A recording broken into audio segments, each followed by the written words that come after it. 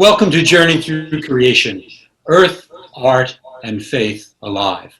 I'm your host, Cliff Aerie, Director of MICA, the Ministry of Imagination, Creativity, and the Arts, here at First Congregational Church, United Church of Christ, in Webster Groves, Missouri. We are so glad that you are with us as we explore our role as stewards of God's creation. This planet on which we exist is in the midst of an amazing universe of planets and stars and black holes and, well, who knows what else. This webinar is the first of our series, and it focuses on the blessing and wonder of God's creation. This is the first time we are trying this webinar technology format. And while I'm here in St. Louis, our technical director, Terry Peterson, is handling the controls in Cleveland, Ohio. So it's a small world, but we are connected.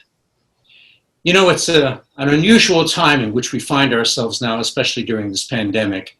And for many of us, life seems to revolve around Zoom meetings. That said, I'm sure many of you are aware of the Peter Principle. You know, if anything could possibly go wrong, it probably will.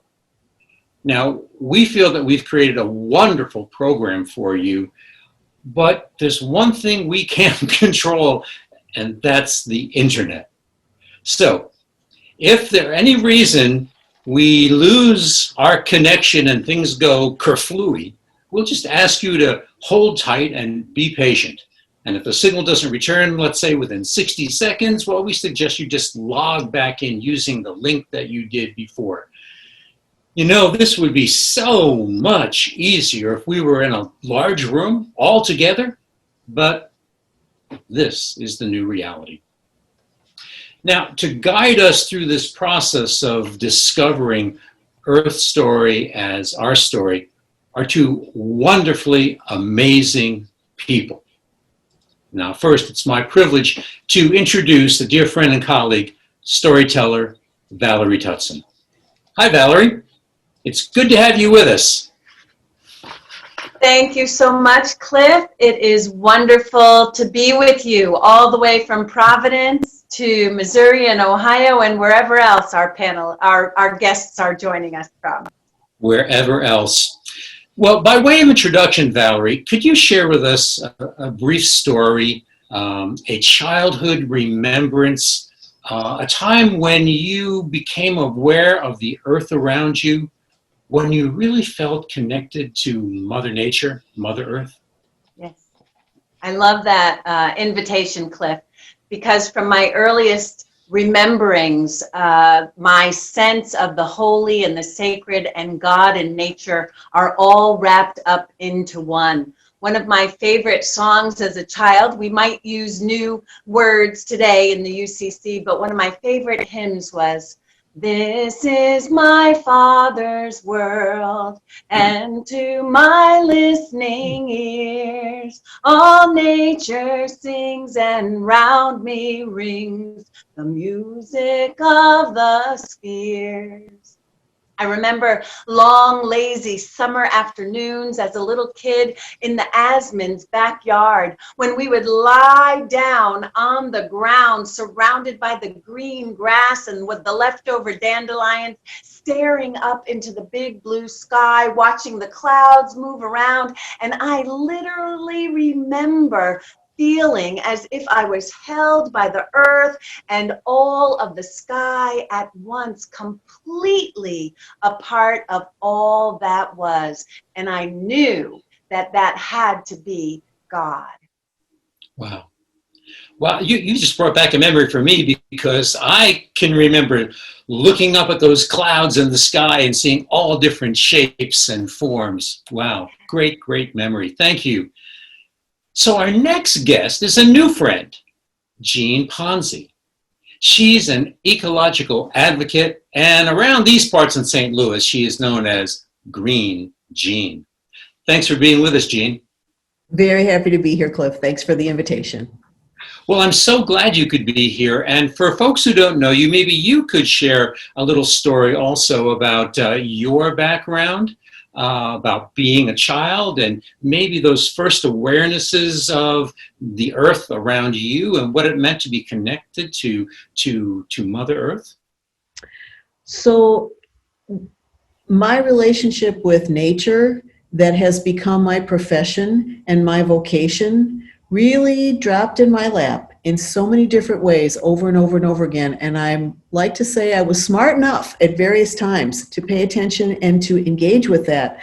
I was very different from Valerie growing up. I grew up in the what became the suburbs of Milwaukee, Wisconsin. At the time I was living there, there were still farm fields and woods all around our suburban house.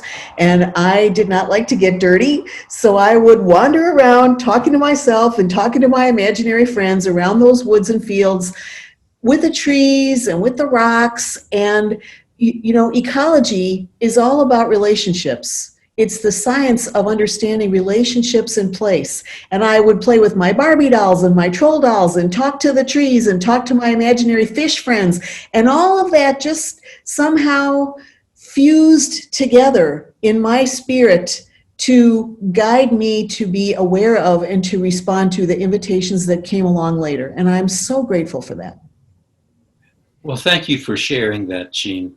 Thank you very much. As you viewers move along with us during this time together, I'm sure many of you will have questions that you'd like to pose to Jean and to Valerie. So we would like to encourage you to go to the Q&A section down here, and during the course of this time together, whenever you have a question, just type it in there, and a little bit later on, we will try to do as many questions and get the responses from Jean and Valerie, as many as we can. So, as we begin, I invite you to just stop for a second and pause and center yourself. Let's join together in a prayerful meditation, and Valerie will lead us in an ancient invocation to the four directions. Thank you, Cliff. And I'm standing up in my house here in Providence, Rhode Island. And if you're able and want to, I invite you to do the same thing. This is a prayer that I have learned from my teachers of the Andean spiritual tradition, the Q'ero people in Peru. And so we, in this tradition, begin by turning to the south. And if you can't physically turn yourself, you can turn your intention to the south. But if you can, go ahead and move your body. Go for it. And take a deep breath. We give thanks to the winds of the south, the place of Sachamama, the great serpent, the place of the south where we are invited to come and release all of our burdens, to get rid of everything that no longer serves us the way the serpent sheds its skin. We give thanks to the winds of the south. And you can turn to your right. We give thanks to the winds of the west, the place of the setting sun, the place of the puma and the jaguar, the one who knows how to walk between this world and the next, the one who teaches us to walk in the dark, sure-footed and with integrity and fearlessness. We give thanks to the winds of the west.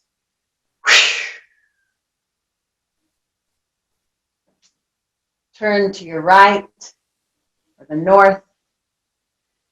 We give thanks to the winds of the north, the place of the mountains, the Apus, the place of all wisdom, the place of all the souls that have ever been and all of those that are yet to come. The place also of Hummingbird, that little tiny bird who can do the most amazing things, who reminds us that there is nothing that is impossible, and that we must always drink the joy from every flower we encounter. Life is sweet. We give thanks to the winds of the north.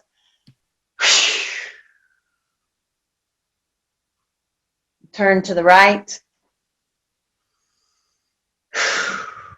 We give thanks to the winds of the east, the place of the rising sun, the place of dawn and rebirth and new beginnings, the place of the eagle and the condor, the place where we are taught to spread our wings wide and fly with the Holy and the Spirit into our becoming. We give thanks to the winds of the east.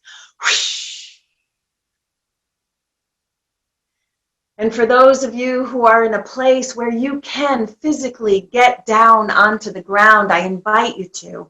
I won't do it right now because I'll drop out of the screen, but put your head on the ground if you like, or bring your intention to the earth or your belly there. We give thanks to you, Mother Earth, Pachamama. Thank you for letting us walk on your back. Thank you for giving us everything that we need for all of our food and our shelter and our clothing. Thank you also for taking what is garbage and mulching it deep within your belly, turning it over so that soil is fertile again and seeds can be planted and life will come anew. Thank you. Now lift your hands above your heads. Imagine that you're looking through the ceiling, or maybe you are outside and you can see the stars starting to come into the sky. We give thanks to you, star brothers and sisters in the moon.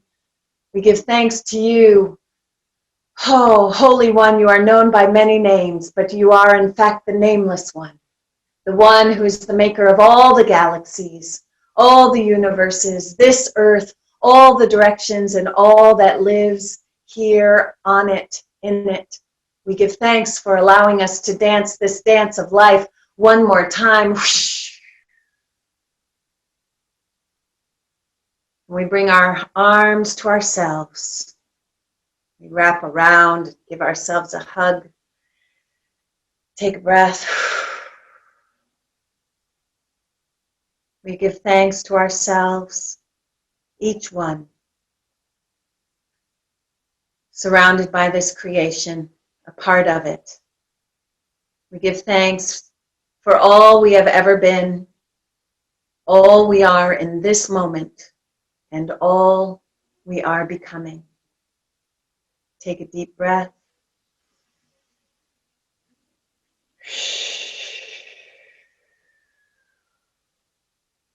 And one more deep breath.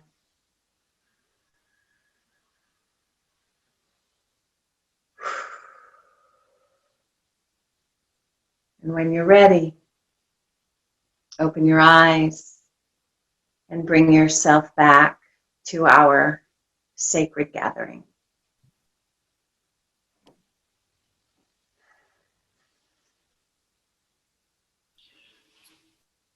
Thank you, Valerie. I needed that. Me too. Well, yeah.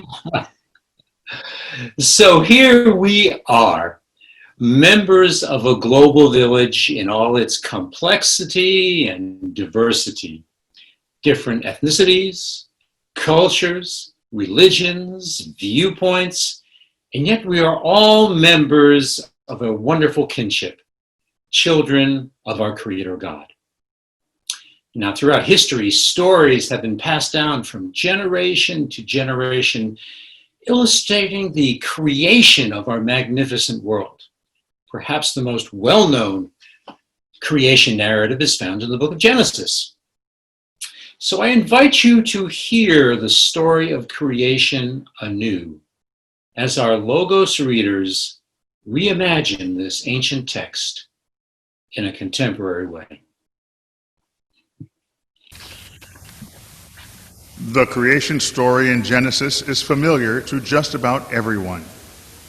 Handed down orally for generations, it's a wonderfully poetic narrative giving detail to each phase of creation. For centuries, people have read the text about Adam and Eve and their descendants being granted dominion over creation, that our task is to subdue the earth. We've taken these two words, dominion and subdue, out of context. As permission to plunder the earth for our own benefit and profit. Let's pause and reimagine the Genesis creation narrative. as our responsibility to be stewards of God's world, as our call to be caretakers of God's original blessing. Listen closely as we retell the ancient yet timeless story. A story reimagined for our time and our world today.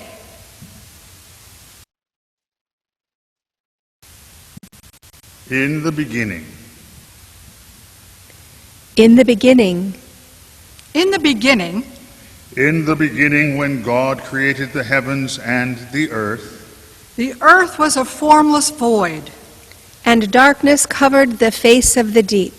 and a mighty wind arose from God. The Spirit of God swept over the face of the waters. and God said, "Let there be light." And there was light. And God separated the light from the darkness. God called the light day, and the darkness she called night. And there was evening, and there was morning, the first day. Then, over the next 4 days, God rolled up her sleeves And got down to business, fashioning and forming creation, earth and sky, land and sea, God's voice brought forth plants and trees bearing seeds of life. the bounty of creation sprang forth. fruit-bearing seeds for generations to come, Then the Holy One separated day from night. and formed the sun to give brightness and warmth to the day. The moon to wax and wane in the night. And with a wave, stars were flung across the cosmos. After 5 days, God looked around and said, This is good. This is very good. but there was more to be done. And God lifted her voice. Let the earth bring forth living creatures of every kind, Cattle and creeping things and wild animals of the earth of every kind. And it was so. Then God smiled and said, Let us make humankind in our image, according to our likeness. let them have dominion over the fish of the sea and over the birds of the air, Over the cattle and over all the wild animals of the earth. and over every creeping thing that creeps upon the earth. So God created humankind in God's image. In the image of God they were created, male and female. God blessed and said to them, Be fruitful and multiply. fill the earth and subdue it, Have dominion over the fish of the sea and over the birds of the air, and over every living thing that moves upon the earth. And again God smiled upon her creation and said to her children, Take care of my world. I have given you every plant-yielding seed that is upon the face of all the earth. fruitful seeds that shall provide you with food. To you I entrust the beasts of the earth and the birds of the air. Everything that has the breath of life I have given to you for your care. This is my world entrusted to you. Take care of it. You are the stewards of my creation. And it was so. God saw everything that she had made, and indeed it was very good. And there was evening and there was morning. The sixth day. And on the 7th day God rested from all her labors. And God blessed the seventh day and called it holy. But what of the first 6 days? Were they not also blessed by God? Surely every element of the ecosystem we have received is a holy blessing. Surely all of our world echoes with the resonance of God's blessing. Indeed, a holy voice still proclaims, This is good. This is very good. Take care of it. We in the church have a rich legacy, a very powerful heritage. Just think about it. God wills a world into being from nothing, taking great care to fashion and form just the right substance, resources, topography, and creatures to fit this new creation. And then God smiles, declares it all good, and blesses it. Let's turn to our resident ecological advocate, Jean Ponzi. Jean, can you share with us your perspective about our place in this ecological web of life, and perhaps share a little bit about how we're doing as caretakers of this world entrusted to us? On behalf of the human species, with whom I continue to work because I feel it's really important to dance with them that brung you, even though I would probably be happy if I focused with the trees. Yeah, Cliff, you ask, how are we doing? And I would say, we've made it. We're the crown of creation. We're the top of the heap. We're the headliners in the universe. We're the star of our own story. And we've also separated ourselves from all our relations in so many ways. And maybe that's one of the reasons why we're acting out so much. Remember that Kurt Vonnegut novel where everybody where they were all the daffodils, they all had different families and they all had different carasses because they were all so lonely? Maybe we need that again. We are one, and a very young one, of millions of species. And our actions, however, one species, our actions, our inventions are disrupting pretty much all living systems on the earth. We're causing extinctions, we're whacking out the Earth's climate systems, we're depleting fisheries, the list goes on and on. You can hear them, you can read this litany of our accomplishments over and over and over again. How do we deal with that? How do we lift ourselves up from that and change and come correct? Well, our actions are, yes, we are making a mess of things. We have made a mess of things. We have even transformed carbon, the stuff of life that is up there in that thin blue line, the atmosphere around the planet Earth. We have transformed that into an accumulated toxin. Not the brightest bulbs in the array, really. So what does a mother do when there's a very young species that is acting out? Time out, time out. The big time out is what I think we are in now for our species, for our time on this planet. And it took little bits of non-living protein coated with fat to be able to equalize across our entire species, across all of our geopolitical boundaries, and get us to take a time out as much as we are doing that. Very, very important. An opportunity like no other. And nature does not select for individuals, but nature does equalize imbalance.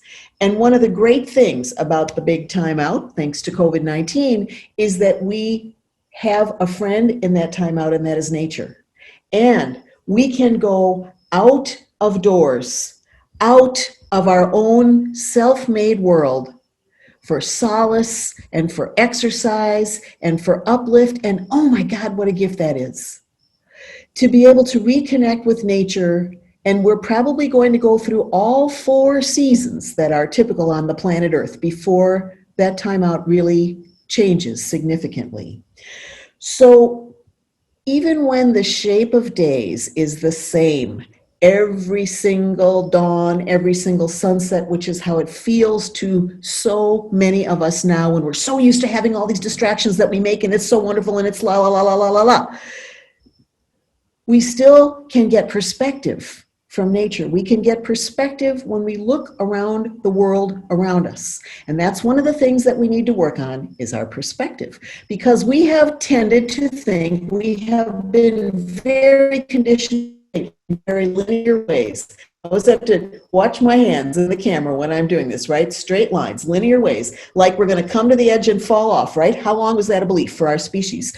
So this kind of dualistic thinking, a 2-point decision-making matrix, the readers talked about the day and the night, the dark and the light. Not that one of those was good and one of those was bad, but we tend to get so jammed up along these kind of linear perspectives. And when you're always on one end or the other, you're always a little bit afraid that you're on the wrong side. And we are a species where when we are afraid, we can be manipulated very easily.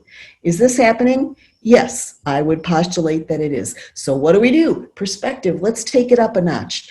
Let's take it up into other cultures besides just our linear geopolitical Western culture and look at the way in which the duality, the yin and the yang, those partners, those eternal mates, dancing partners are always changing and transforming into each other and dancing with each other like Fred Astaire and Ginger Rogers, only she's doing it backwards in high heels. And then let's take it up another notch. Let's take it up where we can start to see that duality as the spiral, the double helix that is giving rise to all life, and we are understanding a lot of that now. We need to work with the kinds of perspectives that we have, but not just with our perspective, also with nature's. In the natural world, things that we can learn from the natural world, everything is interdependent. All things are connected in the cycles of the earth. So when a log rots, up comes the fungi, which are actually the fruiting bodies of the mycorrhizal network, and they are decomposing that formerly living thing and returning all those nutrients and all that energy back to the earth so new plants can grow. What a symbiosis, what an exchange, what a body of gratitude and joyful reciprocity we can learn from the natural world. Also, in nature, everybody's somebody's lunch at some point. We get to trade around on that. And one day, when I'm ready for that, I hope my friends will dig a hole in the ground, drop me in there gently, and very gently toss in worms. And then the big exchange, this one between our animal kingdom and the plant kingdom. The fact that the waste product of our breath of life, the carbon dioxide that we exhale, is taken by all the green plants of Earth and transformed using sunlight into the oxygen that we need to breathe. So there is this constant exchange of reciprocity between two kingdoms, as we call them on Earth. No waste, no greed, abundance, generosity, relationship. Could we live this way and think this way? Yes, I think we can, but we gotta work on it. And boy, in this big time out, there's a lot of things we have to think about so that we could get to the point where, can we tell the difference between a rock and a tree? Can I really tell the differences, or am I more attracted to the similarities between me and someone who maybe doesn't look like me, or doesn't speak like me, or doesn't eat foods like me, or doesn't even have the same belief system that I have? This is a challenge for our species. So here we are in the big time out. Mother Nature, as any good mother does, has given us some simple rules to follow. Follow these simple rules. Double the distance that you normally keep between one another. Usually it's about 3 feet, right? That's kind of the common conversational polite distance. Double that. Give each other some space. That's not easy on a planet with 7.5 and growing billion people, but we can do it. And then wash your hands, the hands that make the inventions. Bring them together. Let them clean each other. Let them feel that touch of other within yourself. And last but not least, cover your face.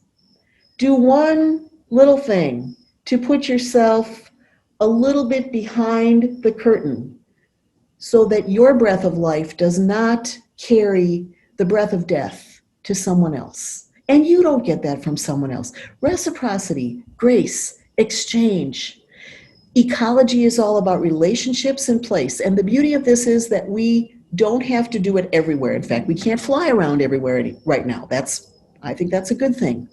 So where you are, who you are, what you have the capacity to do, that's where to reflect, to take advantage of this big time out, to learn about yourself and learn about nature and grow a lot in heart and some in mind, and take good care of the bodies that we have been given in this life on the planet Earth. Periodically, I have to take myself in hand and say, yes, I will. Yes, I will stay here. Yes, I will keep doing this work. Because a lot of times I frankly just want to stop. But as long as I can be of service, and hopefully this is inspiring to you too, let us say, yes, I am part of the circle of life. Thank you. Wow, Green Jean, I think I just experienced your 101 in all its complexity. Thank you so much for sharing all that. There's so much to think about. But we're going to turn to our artist interpreter right now. Valerie, Jean shared that we are deeply connected to the earth, and yet we seem to deny those cycles of wisdom that keep us anchored to creation. Perhaps, I wonder if you might have a story that gives perspective to our relationship with the world? Thank you, Cliff, and thank you, Jean, for all of that juicy stuff to think about. Mwah, mwah, mwah, yes, indeed. And the notion of reciprocity. And Cliff, thank you for bringing that around to cycles. And I wanted to share a story that comes from the Zulu people. I've really appreciated also just listening to the readers in their Genesis take and making God female for us today. When I was growing up at church camp, it became important for us to talk about God as female, but I didn't know for a long time until I met African people and indigenous people that, of course, there is such an important feminine aspect of the Creator. Who else would give birth to life on the planet but a female? So the Zulu people, this story, you can find a version of it in a book called Zulu Shaman by Credo Mutwa, who was a high Sanusi that I had the opportunity to spend time with in South Africa, where they talk of the three faces of the goddess: the early dawn, the fullness of the day, and then the coming of the night, which is close to death. And the fat fullness of the day is the great earth mother who gave birth to all. So this story today goes like this. The great earth mother had looked out on all that she had made, and it was beautiful. There was just one problem. The people she had made were wreaking havoc on the planet. Why, she had given them fire, and they were taking the fire and they were going from village to village and destroying other people. She had given them iron, and they had fashioned it into weapons which they were going and using against one another. And she had given them wheat, which they turned into beer, and they drank themselves into stupors so they couldn't look after the planet that she had given them or one another. Oh, it was a terrible thing. She thought perhaps she had made a mistake, but they were her creation and she loved them. However, she knew that she would be called to reckon for what she had made, and it was true. You see, the judges of eternity live on the other side of anything that we can see or imagine, and they do not show themselves in our space at all, but we can hear them. And the judges called the great earth mother before them into their presence. And though she trembled, she listened, and they said, "Oh, you imperfect one, you have made these humans, and what are they doing to the rest of creation?" She said, "I know, I'm sorry. Will you forgive me?" "Oh, we have forgiven you, but still you must have your punishment. That is the balance, the reciprocity that is required. And your punishment is that you will leave the face of the earth and you will go deep into the belly and you will be imprisoned under your sister's care." Well, when the great earth mother heard that, she said, "Please, oh, not that. Oh, that is what it shall be." You see, she didn't want to go deep into the belly of the earth. Not only was it dark and cold and lifeless there, but her sister was evil. And as soon as that great earth goddess came down through the gates and through those twisting tunnels into the belly of the earth and was dropped at the feet of the goddess of the underworld, the goddess looked at her sister. Now, you are my prisoner. Her sister trembled there, but the goddess of the underworld relished in it because, you see, she had people who did things for her, but not because they loved her. They did it because they feared her. She did not care. She snapped and clapped, and soon one of her minions came, bringing a hideous monster, and the goddess of the underworld looked at her sister and said, "This will be your mate." And a marriage ceremony was conducted right then and there. And then the goddess of the earth was taken to the dungeon where she shared the bed with this hideous monster. Oh, and as she was in that place, her soul grew sick and her heart was sore and she stopped speaking. Oh, there wasn't much she could do other than whatever she was ordered to do. She did her chores, but the love of life was missing. It was all she could do to make it through each chore every day. She was that sick. And as the goddess was sick in the belly of the earth, well, the funny thing was that all of her creation on top of the earth there also became sick. The rivers dried up and the trees withered. And because there was no water and no rain and no food, the animals got sick and they began to die. And the people got sick and strange things happened. Viruses erupted and people got sicker and sicker. And oh, it was a terrible, terrible time. Oh, and all that lived on the earth was frightened. But the birds knew that something had to be done. And so the birds called a mighty council, a gathering of anyone with any strength at all. And anyone with any strength at all came and listened. And the birds said, "We must rescue the goddess from the belly of the earth."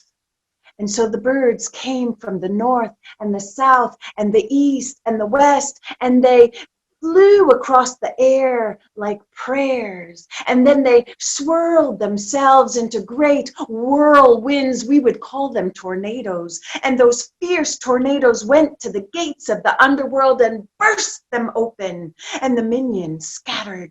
Why? Those winds went down into the belly of the earth, bringing fresh air for the first time in a long time. And those tornadoes went whipping through around and about until they came to the goddess in her dungeon, and they wrapped around her and they began to bring her back from the belly of the earth, back up to the surface. But with all their whipping and whirling, they had kicked up so much dust. The goddess said, "Oh, please stop for a minute. I must get something to drink." And so they put her down just long enough for her to take a sip of water. Oh, all right. And then the winds carried her out of the belly of the earth, right back up to the surface, and they placed her feet on the ground. And then those whirlwinds turned into rain clouds, and the rain fell gently on the goddess, washing all the dirt and dust and sickness and decay from her.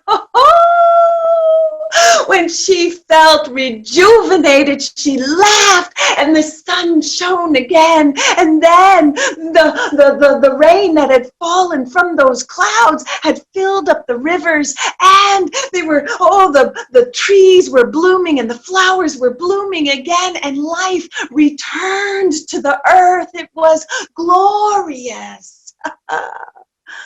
But you may recall that I told you the goddess sipped water from the underworld.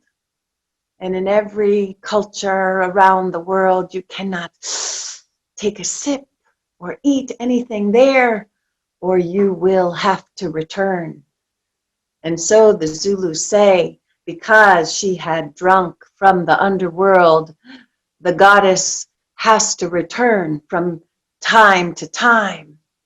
And whenever she does, the earth gets sick, and animals die, and fires might rage, and there might be floods and strange things, and people get sick as well. But the Zulus say, remember that she will return, for that is the cycle of life.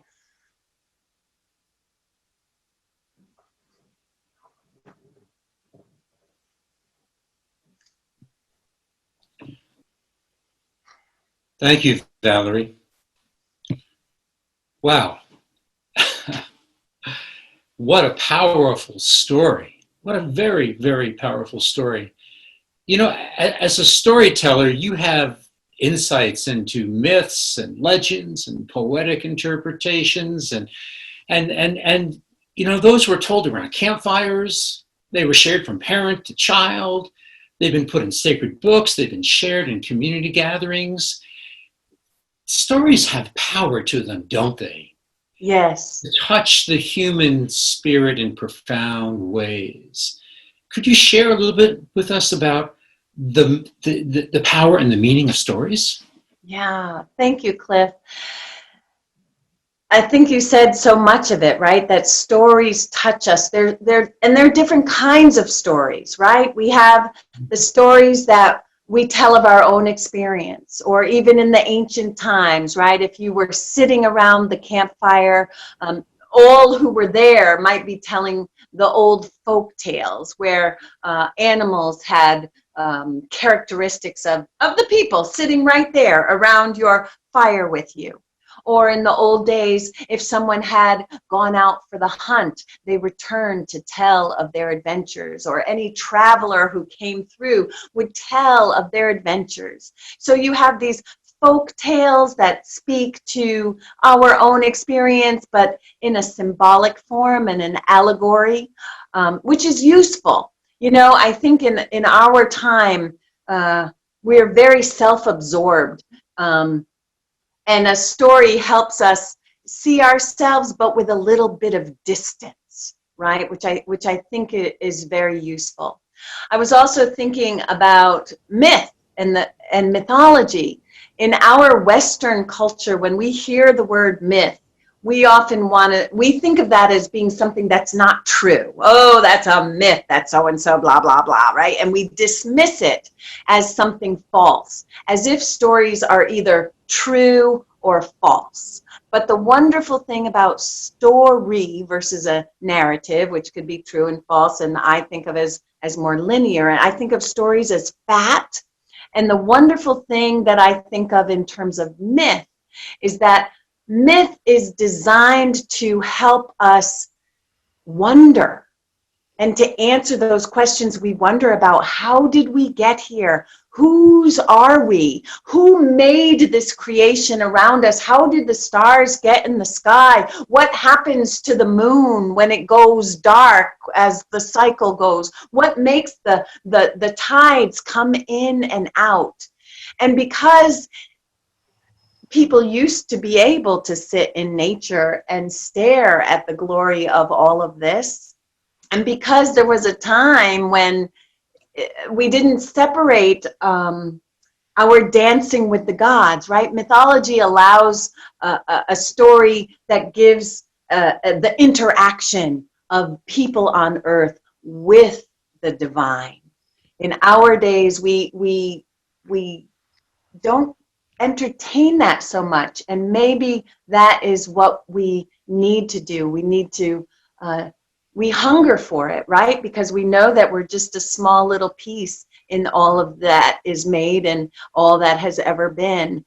So if we re-engage with myth, if we re-engage with story, it helps us see ourselves not only in this moment in time, but how we fit in the grand scheme of all human story.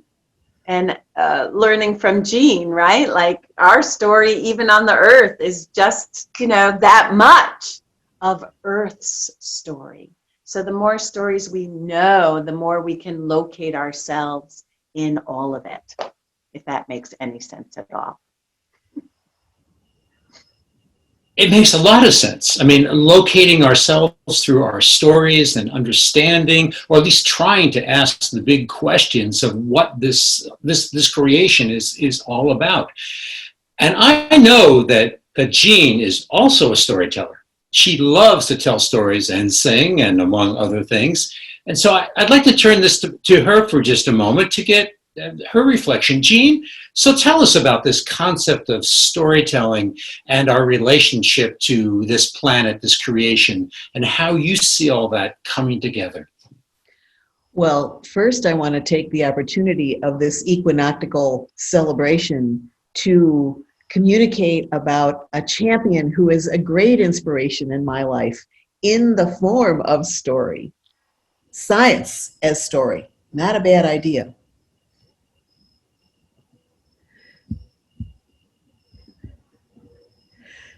So, once upon our time, into a place that calls itself the Garden State, on land that goes by Turtle Island, El Norte, and USA, into this life, in this place, came a little girl.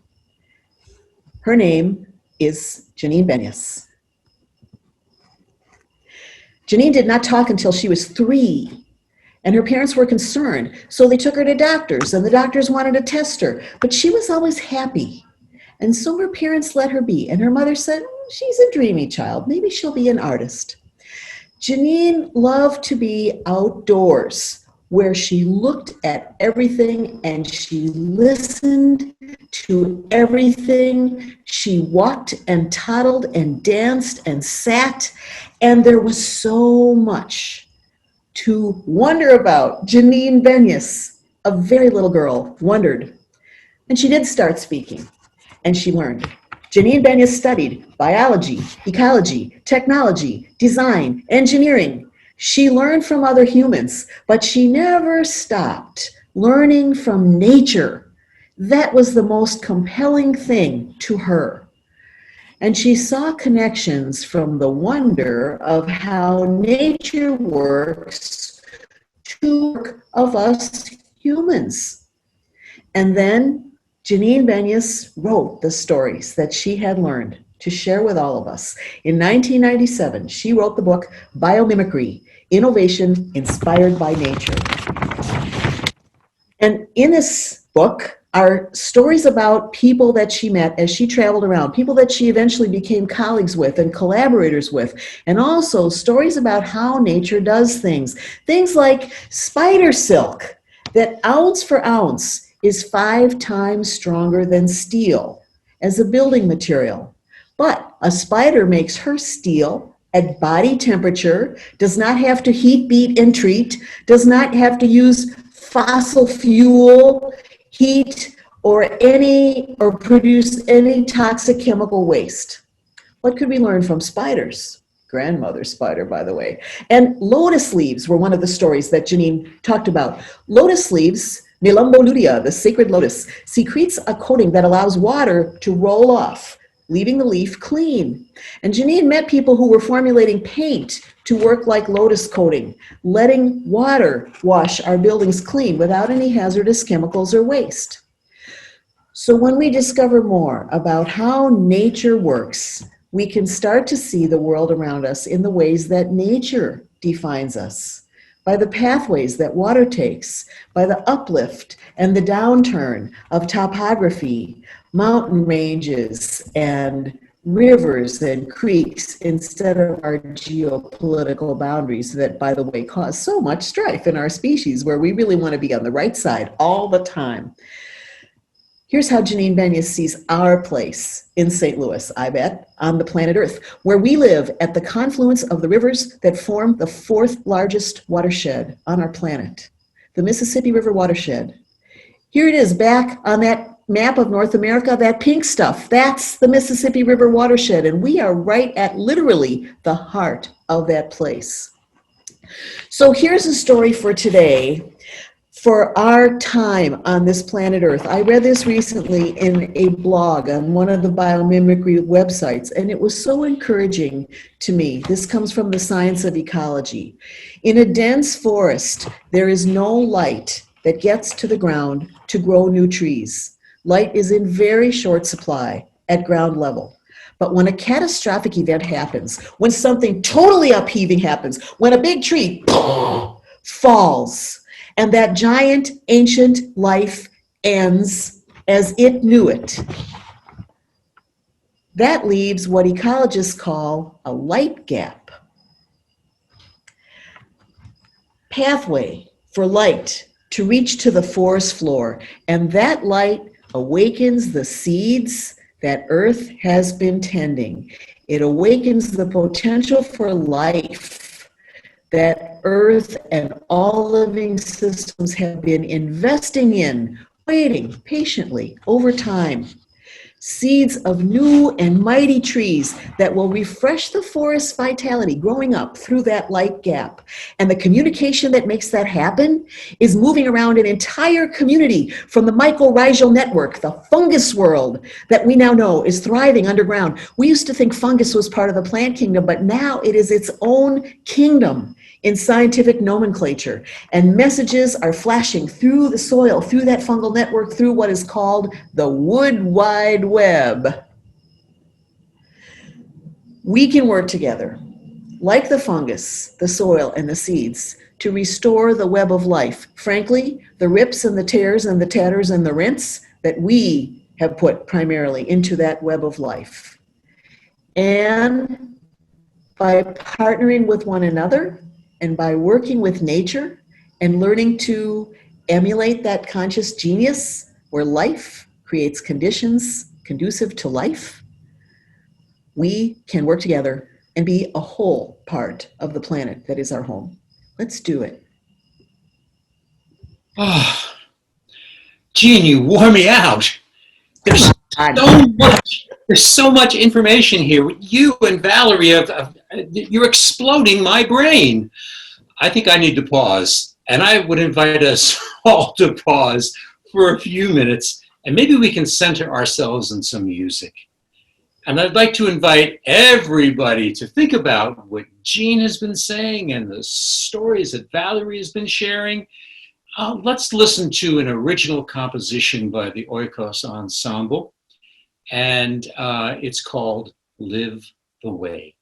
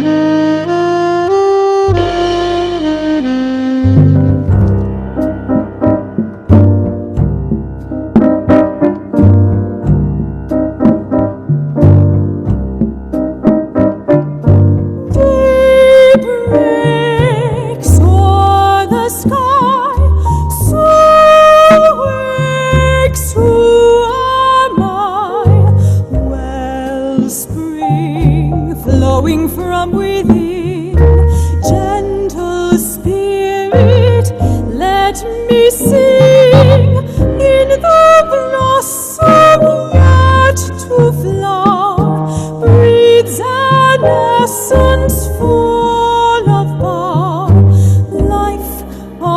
life breaks forth in praise, beckons us to leave the way.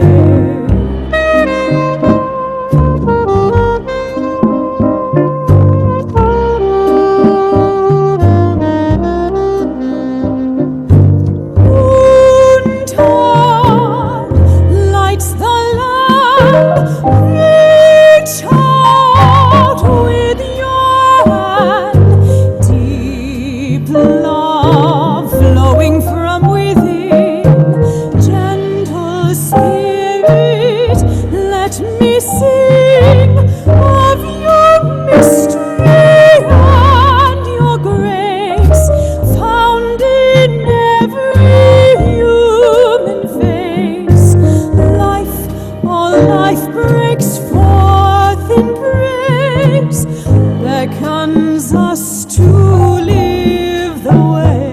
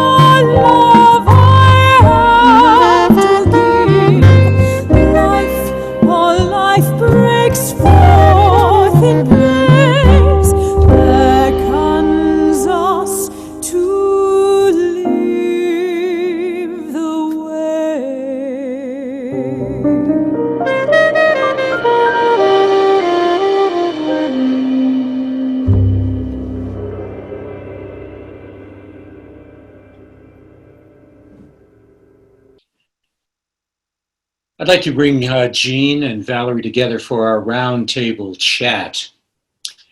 Again, a word for the viewers. If you have some questions you'd like to ask, please put them in the Q&A down below. We're running a little bit behind schedule, so we may have to tighten things up just a little bit. Jean and Valerie, in the course of our journey through creation process here at the church, we've linked together science, art, and theology as we explore our role as caretakers of creation. And yet it seems in this modern world of ours, we are increasingly separating those three disciplines. What do you think about that? Is there a way to bring them together in a unified way? Jean, your thoughts, perhaps? Valerie, your thoughts? You were just about to speak. I was just, I think some of it is remembering that the separation is relatively new. It's only about, sort of the last 150 years that we've developed these different sorts of disciplines. And I think indigenous peoples all over the world know and have known that these things aren't really separate, how things work and how to use our creativity, and how there's this sense of that being connected to something outside of us, a creator that we can tap into. I think it's a remembering. I think it's a remembering that we're doing. Mm-hmm. I have heard eminent scientists talk about issues, ecological issues in physics. David Suzuki, the Canadian geneticist who became so well known when he did TV programs on Canadian National Television and RPBS. Peter Raven, the Director Emeritus, President Emeritus of Missouri Botanical Garden, talking about the issues that are the environmental issues of our time that also dovetail with social justice issues and health issues and economic issues. They are really all connected. And at the end of the presentations that I hear from the really eminent scientists, E.O. Wilson, the great biologist, they talk about love. They incorporate love into that content. It's not just brain. If we were only creatures of brain, we could send our brain to work and the rest of us could stay home and read a novel and eat bonbons. But that's not the way it works. However, we've really let brain run the show, and the brain networks that are all this the informational communication as opposed to the emotional communication, or the communication that you literally give someone and help someone in a physical way, in a present way, or a physically distant and safe and healthy distant way. Those ways of being meet in the heart, and love is the energy that comes from the heart. So when we are doing work that we love, when we're interacting with people and we can love them, are willing to love them, and when we practice coming from that place of love, then art, science, and theology, they're dancing around. It's not like that 2-point, that yin and yang. It's the triangular dance. It's the triangular cha-cha, and there's no more conflict. But something that we can guide us, that we can count on, guides us and leads the way, and that is love. I love that. So love is at the heart of it. I mean, we say that, and yet we seem to live in a day and age where, well, with false news and everything else, we seem to be going in kind of a different way. So I'm going to get to the elephant in the room right now. It's called climate change. So what do we do about it? Jean, Valerie, it seems so overwhelming. It's so difficult. Are stories a way of getting at the essence of honoring Mother Earth? I think that's part of that. And, with some of these other questions, I keep thinking about one of my favorite quotes from Einstein, which is, imagination is more important than knowledge. Not to say that knowledge isn't important, right? But the question is, then what do we do with it, right? Especially if at this time we're getting overwhelmed with all of this information about what we're doing to the earth, and we're going to hell in a handbasket and we're not going to be here. But our imagination connected to our heart allows us to figure out what is possible and how we might be able to make some changes and create the world that we want to live in that is healthy, right? So that imaginative piece is so key in my mind. in terms of how we respond to what's happening at this time. Jean, does that resonate with you? Oh, absolutely. And, you know, we have to also work with the facts. We have to work with what we know. When you know someone who has a dis-ease and you know that they are probably nearing the end of their life, you get to a point where you start to get the cues that things are breaking down. Maybe, you know, their cell walls are not working, or their liver is not functioning, or some major system is not functioning. We are in that state of dis-ease with the living systems of the planet right now, relative especially to our human systems and our human society. I heard a wonderful colleague, Sharon Deem, she's the head of the Institute for Conservation Medicine at the zoo. She gave a sort of modified TED Talk just this week, and she used the analogy, Earth is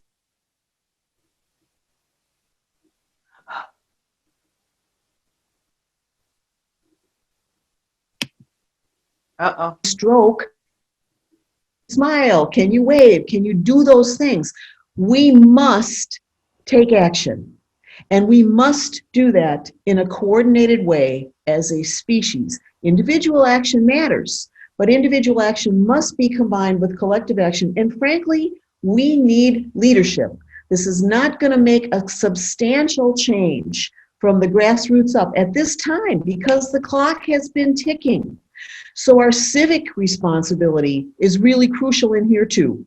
We must participate in that civic discourse. We must vote and get others to vote and step up to the kinds of leadership that we are called to lead with. Not everybody has to do everything, but what you can do, do it, and do it with others, and do it now. That's the way that my spiritual teacher would say it. Do it now. So there's a question that's come through, and a person asks, so what can we do? How can we use biomimicry to save our planet? Well, so biomimicry has become a professional discipline. It has really evolved, and it is involving biologists, designers, engineers, scientists, inventors, investors all over the planet. It went from being an idea and a book to a major thing in not very much time. But not everybody can do that. So my message is always, where are you? What do you love? What can you do? Responsibility. Our species has responsibility for the messes that, frankly, our species have made. But let's flip that word and look at it as our ability to respond, our capacity. And that changes from time to time. It can change from minute to minute, day to day, week to week, year to year. But we always have that capacity, that ability to respond with our gifts in our place, in our circle of relationship, and not be stopped by fear or by misinformation or by anyone telling us that we cannot make a difference. That is false. And there you have it from Jean Ponzi. Amen. Amen. Amen. Amen. Amen. We have time for one more question, and this one is geared to you, Valerie. You said before that stories help you see yourself. So how about the storyteller? How about when you are telling a story, are you able to see yourself more clearly in that story and who you are and where you are in the world? Ooh, that's a yummy question. One of the things that I have learned for myself is that the stories that I am drawn to often are stories that I need in some kind of way. And I'm talking about that in terms of if it's a story from history, or if it's a story from lore, or if it's a story from mythology. And certainly one of the things that I love to do in the Bible telling of the stories is to find a way to tell them where certainly I am able to see myself somewhere in the story. So I think that I do, and I think as storytellers, we do learn to see more of ourselves. But when you are the storyteller as the narrator and not just the I person, the gift is that you have to shift perspectives. So you don't get to just stay in this one place. And maybe that's one of the important things, that you see yourself in this story, but you're also seeing this self in relation to the other characters in the story and the journey the story is taking. We could go on for hours at this point because I really see the interconnectedness here, how we're moving closer and closer into creating our own web, if you will, of the science and the art and the theology and in all this. But we, alas, we cannot. We have to move on. But we do have a few final minutes for each of you to just share some final thoughts that you may want to share with our viewers. Jean, would you like to go first? Just whatever you'd like to share. I will. Thank you, Cliff. So this is a time of great uncertainty and great flux. And our species doesn't do real well with uncertainty. I am not anywhere near a master of uncertainty, but working on it. And, you know, change happens all the time in life. That's not quite the same as uncertainty. What are a couple of things that are sure? Love is true. That essence is true. I think that is sure. And also breath is sure. In cycles we trust, right? Do this with me. What next? And then, and our autonomic nervous systems are designed, are created, are hardwired to keep that function going for us in reciprocity with the plants. So focus on something like breathing, which is an anchor of meditation, an anchor of mindfulness. That is one way to come to surety, no matter what your belief is. And that connects us to a reality of the natural world, which is not this, but that everything works in systems and cycles and relationships. And we are part of that. Thank you for sharing that. I hear Thich Nhat Hanh all through that, the mindfulness and the breath. Valerie, how about you? A final thought? Well, with the breath, that makes me think of why it is also that we tell stories, right? That we need the word, and the word comes to life on the breath, ruach. When we are sharing our words and our stories, we are literally sharing our life force with one another. And also, in thinking about that, our words are really powerful. We're seeing that as we look at who has control of the dominant stories that are being told. And so that means, to me, we need to question those stories, and we need to make sure that there are places and spaces where other people's stories are being told and where we are hearing other people's stories. The more perspectives we have, the more understanding we're going to have of people and of life, of all that there is. And to me, that helps take away the fear. When there's one story driving that is fear-based, it'll be diluted as these other stories come in, which will also help calm us down. Take a breath, join hands together, and figure out what our next step is going to be in this world we're sharing at this time. Thank you, Valerie. Thank you, Jean, for your individual and collective wisdom. And thank you to our viewers. And I'm sorry if we didn't get to your questions. We'll try to answer them on our website, and the website address will be at the end of this program during the closing credits. We hope that this has been an enriching, informative, inspirational time for all of you. And as we get close to signing off, I want to share some words by Rachel Carson, one of the wise sages that helped birth the modern environmental awareness movement. And she wrote, "In every outthrust headland, in every curve of beach, in every grain of sand, there is the story of the earth." So live your story, and may the profound story of Mother Earth resonate deeply in your heart.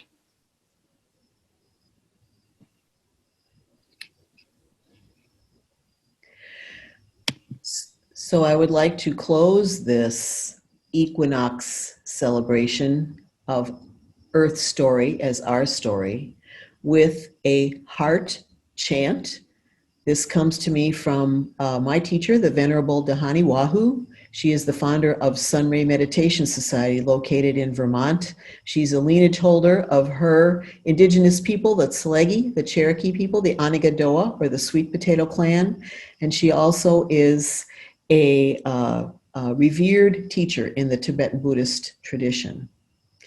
From our hearts to one another, our hearts and the heart of the earth are one. Let's do this as a call and response. There's two parts. I'll do it and join me, and then I'll do it and join me.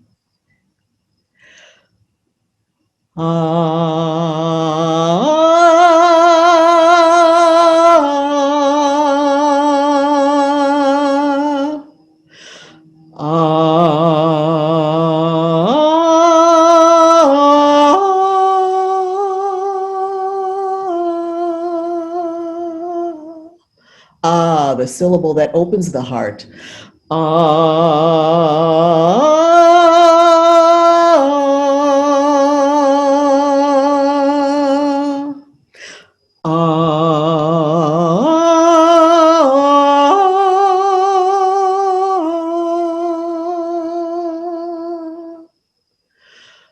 Aktashnaena,